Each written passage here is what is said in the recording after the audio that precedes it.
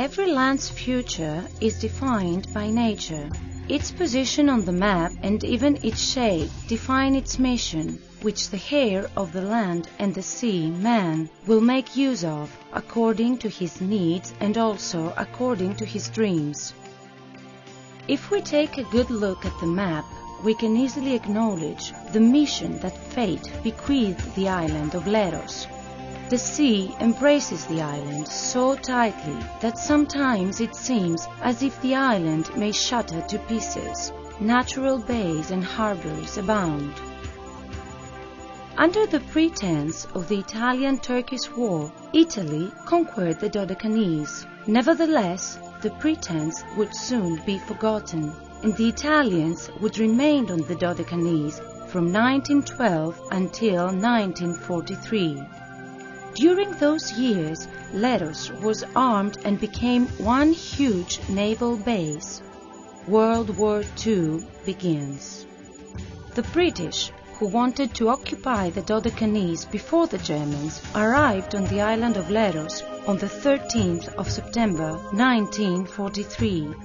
The Germans, betrayed by the Italians for a second time, decided to conquer Leros at all costs.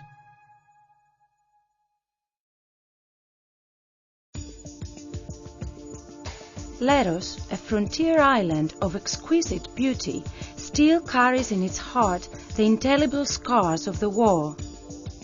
Batteries and pillboxes, manufactured from concrete, camouflaged by natural rocks, remain until today. They are dug into its mountains like small independent states. All underground galleries and ammunition depots have been blown up. We can understand the magnitude of the bombings from the craters and the shattered rocks which are scattered around the area of the battery. Sizable bases can be found on almost every hill on Leros. Here were based the gigantic Italian cannons with a range of nearly 18 kilometers. Enemy battleships were unable to defend themselves when they were attacked by these cannons because none of the ship's cannons could reach the coast of the island from that distance. From the Bay of Alintas, where the diving center is based, a team is getting ready to dive to a unique shipwreck museum. The Germans, trying to occupy the island, used every possible means from air and land. A big part of their forces were transported to the island with Junkers 52 aircrafts. The dive begins. A Junkers 52, which was carrying parachutists, is lying at the bottom of the sea. It has been caught by a huge net, and it seems like the aircraft is lying peacefully in a gigantic cocoon. The side machine guns are turned towards the surface of the sea, with a loading clip suspended, ready to fire.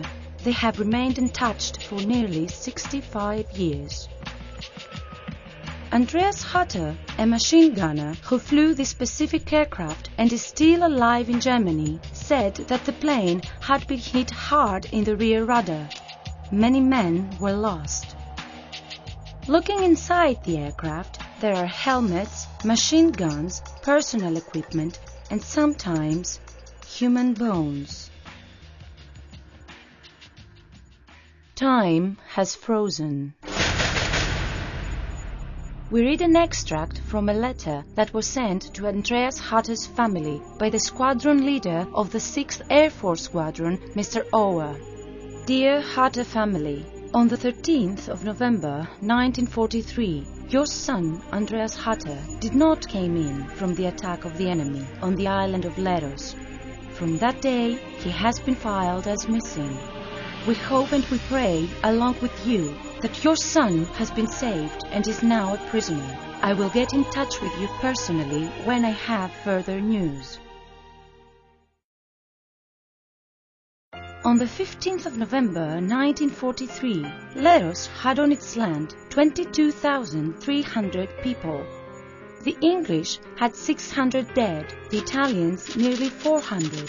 The Germans had approximately 600 dead and nearly 2,000 soldiers lost at sea while they were trying to reach the island and reinforce their soldiers on Leros. Today, Belenis Tower, in the area of Alindas, where the Germans once used as a temporary hospital, has been turned into an exceptional museum.